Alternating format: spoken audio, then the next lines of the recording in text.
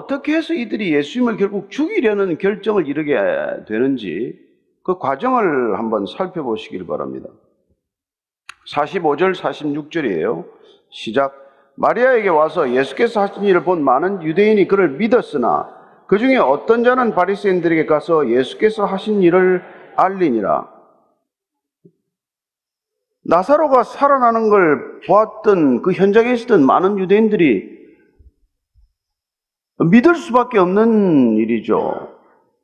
어떻게 죽은 지 나흘째 되는 사람이 살아납니까? 그래서 이건 메시아가 아니고서는 할 수 없는 일이다. 이분은 정녕 구약이 말해왔던, 이민족이 기다려왔던 메시아가 맞다. 그렇게 믿음을 갖게 되었다. 그 믿음도 어떤 믿음인지는 두고 봐야겠지만, 많은 사람들이 그 믿음을 갖게 되었지만, 그러나 다 전부가 믿는 건 아니라는 거예요.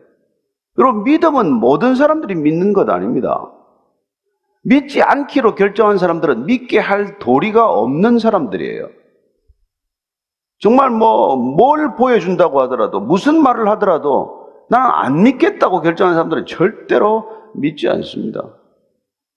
일부 그 사람들은 지금 보니까 바리새인들에게 달려가서 일어난 일을 이제 전하는 것이죠. 누가 무슨 말을 전할 때 보면은 어떤 의도가 얼마나 중요합니까? 그리고 그 보고를 듣는 사람이 어떤 정보를 원한다, 어떤 생각을 가지고 있다는 것을 알게 되면 그 구미에 맞춰서 되게 전하지 않아요? 그래서 이 거대한 정보 체계라는 게 사실은 듣고 싶은 대로 듣는 사람들로 확연히 갈라져서 지금 한쪽 얘기는 아예 안 믿겠다. 나는 아무리 사실과 근거가 없다고 하더라도 이쪽 얘기만 믿겠다. 이렇게 진영 논리로 갈라져 있는 세상을 살고 있잖아요. 어쩌면 당시도 예수님을 믿느냐 안 믿느냐 하는 면에서 보면 확연히 둘로 갈라진 것이죠. 그러니 안 믿겠다고 결정한 사람들에게 이 사실을 전하는 사람들은 어떻게 전했겠어요? 우리가 흔히 유추해 볼 수 있겠죠. 오늘 우리가 현장에 가봤더니 말도 안 되는 일이 일어났습니다. 죽은 지 나흘 됐다고 하는데 그 돌문을 열고 나오라고 이름을 부르니까 나왔습니다. 말이나 됩니까? 나흘 되면 시신이 부패해야 마땅한데 얼굴이 멀쩡한데, 얼굴이 멀쩡한 걸로 봐서는 그 전날 들어갔거나 무슨 그 일이 아니고서는 그런 일이 있을 수 있겠어요? 근데 그런 걸 놓고 호들갑을 들고 난리가 났습니다. 이렇게 전할 수도 있는 것이고, 아니면 그 일이 사실이라고 하더라도 두려움을 과장하게 한다든지 해서 정말 이 나사로 사건을 전해 듣는 사람, 직접 현장이 아니라 떨어진 곳에 듣는 사람들은 몹시 불쾌하게 이 사건을 믿지 않거나 아니면은 두려움에 사로잡히도록 한다는 것입니다. 사람 말을 잘못 들으면 여러분들은 그렇게 되는 것이죠. 믿든지 안 믿든지 두려워하든지. 47절 48절입니다. 시작. 이에 대제사장들과 바리새인들이 공회를 모으고 이르되 이 사람이 많은 표적을 행하니 우리가 어떻게 하겠느냐? 만일 그를 이대로 두면 모든 사람이 그를 믿을 것이요, 그리고 로마인들이 와서 우리 땅과 민족을 빼앗아가리라. 대제사장들과 바리새인들이 공회를 모았다고 소집한다고 되어 있습니다.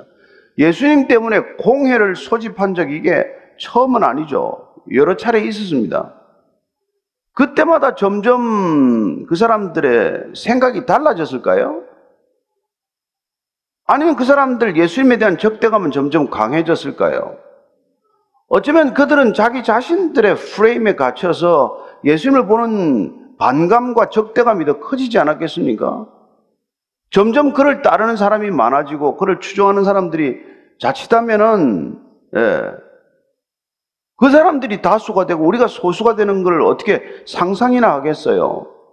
그러니까 만약 나사로 사건 같은 것을 믿기 시작을 해서 대다수가 믿어버린다고 하면 이 사람들 생각에는 큰 소요가 일어날 것이다.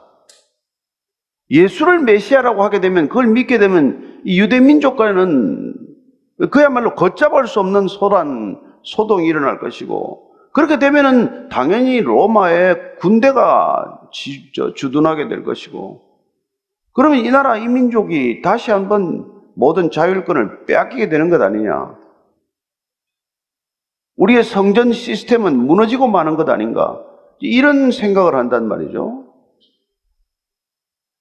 그렇죠. 예수님으로 인한 두려움, 예수님으로 인한 기존 종교인들의 사고 프레임 속에는 그들의 기득권을 굳게 간고하게 지켜야 되겠다는 생각 때문에 점점점 더 그를 제거해야 되겠다는 쪽으로 생각을 모으게 되는 것이고, 그래서 어이없게도 나사로를 살리신 이 사건은 결정적으로 예수님을 죽여야겠다는 모의를 일으키는 결정적 계기가 되고 마는 것이죠.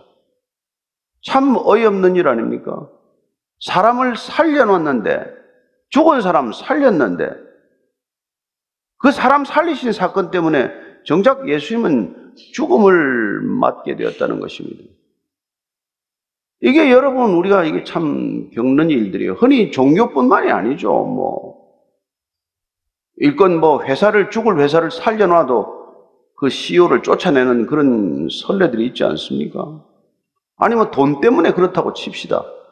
그러나 사람을 살렸는데 살린 일 때문에 그 사람을 제거하겠다. 이건 사람의 생각이 아니에요. 그 배후에 인간이 생각할 수 없는 더 끔찍하고 악한 영적 존재가 있다는 것을 우리가 놓친다면 그야말로 사람에 대한 그런 미움만 커지겠죠. 그러나 우리가 에베소서 말처럼 우리의 씨름은 혈과 육에 대한 것이 아니다. 정사와 권세에 관한 것도 아니다. 이 세상에 있는 어둠의 세력과 하늘에 있는 악한 영들에 대한 것이다. 이걸 깨우쳐주고 있는 것이죠. 그러니까 예수님을 죽이는 건 단순히 대제사장들 몇 사람만의 모의리, 그들이 예수님을 죽이겠다고 모의하는 것으로 끝나는 일이 아니라는 것입니다.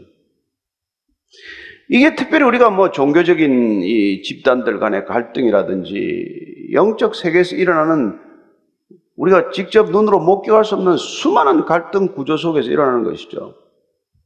아니, 초대교회는 안 그랬습니까? 초대교회는? 초대교회가 정작 세워졌지만은 그 교회가 이방인을 향해서 문을 열고자 했을 때 그들도 얼마나 또 저항을 했습니까? 예수 믿는다는 자들조차. 그런데 대제사장이 그 당시에 누구냐면은 가야바가 이제 이런 얘기를 한단 말이에요. 네? 이 사람이 많은 표적을 향해 그냥 두면 어떡하냐. 그래, 이대로 두면 모든 사람이 믿게 되면 로마인들이 와서 우리 땅과 민족을 빼앗아가리라. 여러분, 사람이 불안하면 항상 부정적으로 생각하게 되고, 부정적으로 생각하는 사람은 항상 억측을 하게 되고 염려를 하게 된단 말이에요. 그러니까 최악의 경우를 생각하는 것이죠. 예수 좀 믿는다고 당장 로마 군대가 쳐들어옵니까? 근데 이런 비약적인 논리가 그냥 들어온단 말이에요. 이런 말이 설득력이 있어요. 그래서 49절, 50절 이 가야바가 이런 논리를 펴는 거예요. 시작. 그 중에 한 사람 그의 대제사장인 가야바가 그들에게 말하되 너희가 아무것도 알지 못하는도다. 한 사람이 백성을 위하여 죽어서 온 민족이 망하지 않게 되는 것이 너희에게 유익한 줄을 생각하지 아니하는도다. 가야바는 그 해의 대제사장이라고 되어 있지만 사실은 AD 18년부터 36년까지 18회 동안 대제사장을 했던 사람이에요. 18회 동안 대제사장을 했다는 것은 그의 영향력이 막강하다는 뜻이겠죠. 더구나 그의 장인 안나스는 AD 6년부터 15년까지 또 대제사장을 했어요. 그 사내들인 공회원의 사실은 그 집안 일가가 굉장히 큰 막강한 결정적인 주도적인 영향력을 갖고 있는 것이겠죠. 가야바가 한마디 하면 누가 무슨 말을 하겠어요? 근데 가야바가 뭐라 그럽니까? 너희가 아무것도 알지 못하는도다. 너희가 지금 무슨 말을 하는지 하나도 모르고 말하고 있구나. 이런 뜻이 정확히 말하면. 너희들이 지금 무슨 말을 대체 하고 있는 거냐? 너희들 지금 하는 말이 무슨 뜻인지 아냐? 로마가 와서 우리를 빼앗는다고? 이 민족이 다 죽는 게 옳으냐? 예수 한 사람 죽는 게 옳으냐? 이런 논리를 편단 말이죠. 그래서 한 사람이 백성을 위하여 죽어서 온 민족이 망하지 않게 되는 것이 유익한 줄을 왜 생각하지 않느냐? 아니, 대제사장이 지금 이런 얘기를 하는데 누가 무슨 반론을 제기하고 누가 무슨 토를 달겠어요? 그리고 이 논리는 얼마나 설득력이 있어요. 여러분, 다수를 위해서 소수가 희생되어야 된다. 전체를 위해서 한 사람이 희생되어야 한다. 이런 논리는 지금도 대단한 설득력이 있어요. 누가 반대를 하겠어요? 예수님은 그러나 이 논리에 대한 결정적인 반대를 위해서 오신 분이란 말이에요. 우리의 생각을 끝까지 지배하고 있는 이런 다수결의 논리 내지는 다수 우위의 이런 판단의 기준, 어떻게 보면 다수의 횡포죠. 절대 다수의 절대 횡포로 이런 것들의 쐐기를 받기 위해서 오신 분이란 말이에요. 그래서 그분은 99마리 양을 우리에 두고라도 잃어버린 한 마리 양을 찾아서 어깨에 메고 올 때 얼마나 사람들이 기뻐하냐. 기뻐하겠죠, 잃어버린 양을 찾아오면. 그러나 만약에 그 한 마리 찾으러 간 사이에 99마리가 있는 우리의 사자가 들거나 맹수가 들어서 양 몇 마리를 물어가고 온통 쑥대밭을 만들고 양들이 다 도망가서 우리가 턱도 비었으면 어떻게 되겠어요? 얼마나 비난 연홀이 들끓겠어요. 저렇게 지각 없는 자가, 무식한 자가 한 마리 잃어버린 걸 찾으러 갔다가 여기 있는 9마리하고는 이렇게 엉망으로 만들어놔서 저게 말이나 되냐고. 비난으로 그치겠어요? 다 물어내라고 변상 소송 걸리지 않겠어요? 그리고 적시 파이어 해고죠. 돌아볼 것도 없죠. 그럼 우리가 예수님 말씀은 알지만 한 생명에 대한 가치, 그 생명의 가치를 천하보다도 더 귀하게 여기는 예수님의 메시지의 본질을 우리가 과연 얼마나 알고 있으며 살고 있으며 실천하고 있냐? 이거 별개의 문제 아니에요. 근데 이렇게 지금 한 영혼에 대한 말씀을 하시는 이 예수님을 결국은 죽이게 되고 비난하게 되는 것이지만은 예수님께서는 우리가 이런 이 잘못에 빠지지 않게 하기 위해서 누군가를 이렇게 비난하거나 누군가를 그렇게 해코지하지 말라고 말하는 것이죠. 이 생명에 대한 외경심을 잃어버리면은 다 헛일이라는 말이에요. 그 사람에 대한 비난도 하지 말라고 말하는 것이죠. 그게 곧 살인의 의도나 마찬가지이기 때문에 가인과 아벨의 살인 이후에 인간은 죄성이라는 게 결국 궁극적으로는 살인의 의도란 말이에요. 사람은 우리가 대놓고 죽이진 않지만 비난하건 그게 욕을 하건 비판하건 이게 전부 살해 의도나 마찬가지이기 때문에 마태복음 5장 22절 이렇게 말씀하시는 거 아닙니까? 시작. 나는 너희에게 이르노니 형제에게 노하는 자마다 심판을 받게 되고 형제를 대하여 라가라 하는 자는 공에 잡혀가게 되고 미련한 놈이라는 자는 지옥불에 들어가게 마련이라. 그래서 부부싸움 할 때라도 이 바보 같은 사람 이런 거 얘기하면 안 된단 말이에요. 잘못하면 큰일 나는 거예요. 그런데 중요한 것은 지금 이 가야바가 대제사장으로서 한 이 말이 과연 깊은 속뜻이 뭔가? 본인 자신도 모르는 말. 본인은 정작 공회원들이 이런 얘기를 했을 때 너희들이 지금 무슨 말을 하는지 모르는구나. 이 말을 해놓고 자기가 하는 말은 자기가 아냐 이 말이에요. 그게 51절입니다. 시작.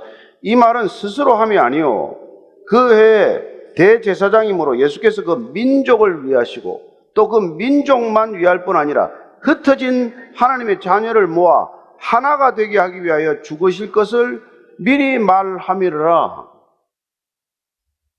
아니 가야바가 이 백성을 위하여 한 사람이 죽어야 한다. 이건 대제사장으로서 한 민족을 위해서 그 예수라는 사람이 죽어야 마땅하다라고 말한 것은 정치적 계산에 의한 거란 말이에요. 그 때문에 혹시 소요가 일어나서 혹시 로마군이 와서 여기 예루살렘을 침공하게 되면 성전도 무너지게 될 것이고 이스라엘 백성들도 붙들려가고 많은 사람이 죽게 될 터인데 그런 사태는 당연히 예방해야 되고 막아야 되지. 이렇게 예수를 제거하는 것은 마땅하다는 논리를 폈지만 그러나 지금 성경은 뭐라 말하고 있습니까? 스스로 말함이 아니라고 말한단 말이에요. 아니 스스로 말하지 않으면 누가 말하게 한 겁니까? 우리가 이런 성경적 표현에 몇 차례 우리가 거듭되지만은 굉장히 약간 곤혹스러운 게 된단 말이에요. 그러면 가야바는 꼭두각시인가? 하나님께서 이 가야바의 입을 가지고 이렇게 말하도록 조종한 것인가?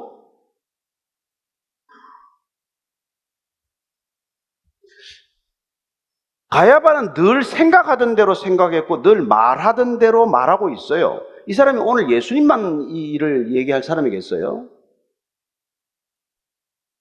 그런 유대교 전체 성전 시스템을 책임지는 총책임자로서 늘 이렇게 생각해왔고 이렇게 말해왔던 사람이란 말이에요. 근데 이렇게 생각하고 이렇게 말하는 사람을 통해서도 하나님은 하나님의 말씀을 전할 수 있다는 것입니다. 여러분들이 특별히 무슨 하나님의 생각을 해서가 아니라 우리는 늘상 사는 대로 살아가지만 그러나 우리의 삶의 자리에서 우리가 쏟아내는 말들 가운데서도 하나님은 그 말 가운데 하나님의 뜻을 전할 수 있다. 이게 놀라운 신비란 말이에요. 무슨 가야바가 하나님의 뜻을 알아서 하는 게 아니라 그건 전혀 하나님의 뜻을 모르죠. 그럼에도 불구하고 그가 대제사장이기 때문에 이스라엘 전체 이 백성들의 신앙을 지키기 위해서는 예수 한 사람이 죽어야 된다. 이 말을 했지만 동일하게 하나님은 이스라엘 민족 전체를 위해서 그의 죄를 사하기 위하여 예수 그리스도 아들 예수 그리스도를 십자가에 못 박아 내가 죽게 할 것이라는 구원의 계획을 가지고 계시고 가야바의 이 말을 통해서 이미 예수님의 죽음을 예고하고 있는 것이란 말이에요. 이게 얼마나 절묘한 하나님의 놀라운 신비입니까? 그래서 예수님께서 미리 죽으실 것을 예고하고 있는 것이다. 왜? 누구 입을 통해서? 가야바 입을 통해서 하나님께서는 이 말씀을 하고 계신다는 거예요.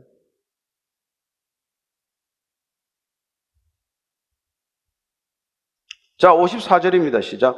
그러므로 예수께서 다시 유대인 가운데 드러나게 다니지 아니하시고 거기를 떠나 빈들 가까운 곳인 에브라임이라는 동네에 가서 제자들과 함께 거기 머무르시니라. 그러므로 예수께서 피해버리셨어요. 그러므로 피해버리셨어요. 지금 유대인들 아직 6월절이 이르지 않았는데 좀 일찍 오는 유대인들에 있었어요. 정결례를 위해서죠. 깨끗하게 6월절을 맞겠다는 것입니다. 6월절은 잘 아시다시피 출애굽의 절기 아닙니까? 예. 죽을 수밖에 없는 이스라엘 백성들을 구원해 주신 이 출애굽 절기는 하나님을 기억해야 하는 절기고 하나님께 감사해야 하는 절기고 또한 하나님을 누려야 하는 절기입니다. 그런 생명에 관한 절기임에도 불구하고 생명을 살리시러 온 그리고 그 생명을 영원한 생명으로 어떻게 보면 선물하러 오신 분을 죽이겠다고 하는 그런 절기로 변하고 있는 것이죠. 그래서 예수님께서는 절기에 맞춰서 잠시 그 절기를 기다리시느라고 예루살렘 가까운 곳으로 피신하시는 것입니다. 죽기 싫어서가 아니라 제물이 되어야 할 그날을 주님께서 결정하시기 때문에 사람 손에 죽는 게 아니라는 거예요. 사람 손에 못 박혀 죽으시지만은 사람 손에 결코 죽는 게 아니다. 그 얘기를 하고 있는 것이죠. 그래서 그 드러나지 않고 빈들 가까운 곳, 광야 가까운 곳, 에브라임이라는 동네. 이 구약에서 에브론이라는 동네인데 이 에브라임 한 16km, 20km 좀 떨어져 있는 예루살렘에서 가면은 다시 돌아올 수 있는 가까운 거리죠. 가서 제자들과 함께 거기에 머물러 계십니다. 예수님께서 이제 마지막 시간을 결국 제자들하고 보내는 것이죠. 우리는 점점 인생의 마지막 시간들을 맞게 될 텐데 그때 누구와 시간을 함께 가져야 합니까? 누구와 가질 수밖에 없습니까? 결국은 가장 가까운 사람들과 갖게 되는 것이고 또 결국은 남기고 떠나야 할 사람들에게 집중적으로 그 메시지를 전해야겠죠. 그런 면에서 보면 죽음을 준비한다는 것은 남기고 떠나야 할 메시지를 정리하는 시간이기도 하다는 것입니다. 예수님께서는 이 마지막 시간을 제자들하고 보내셨다. 이게 얼마나 소중한 시간이겠어요.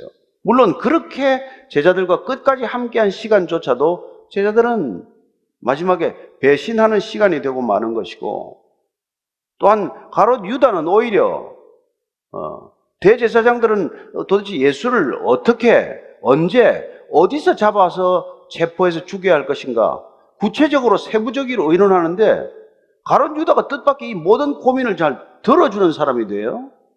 그는 어쩌면 예수님과 함께 마지막 에브라임에 가 있는 이 시간 동안 예수님을 어떻게 결별해야 할 것인가, 저렇게 십자가를 지겠다고 고집을 부리는데, 십자가 지고 나는 내 장래는 어떻게 되는 것인가, 내 미래, 내 장래를 걱정하는 사람들은 여러분 의리가 어디 있습니까? 예수님하고 무슨 상관이에요? 예수님하고 어떻게 헤어질감을 생각하는 것이죠.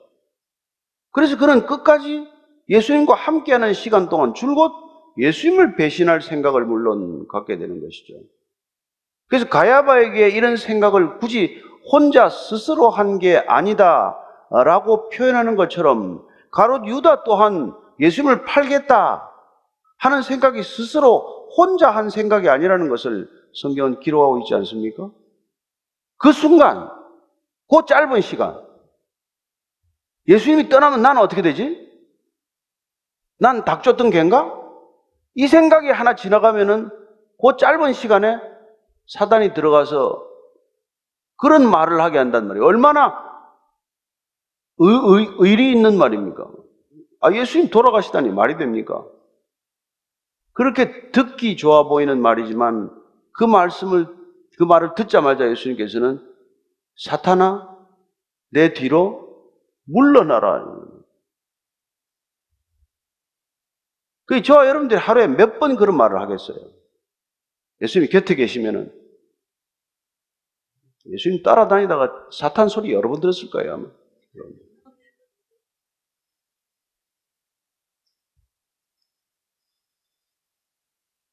자, 55절 이하를 읽습니다. 시작.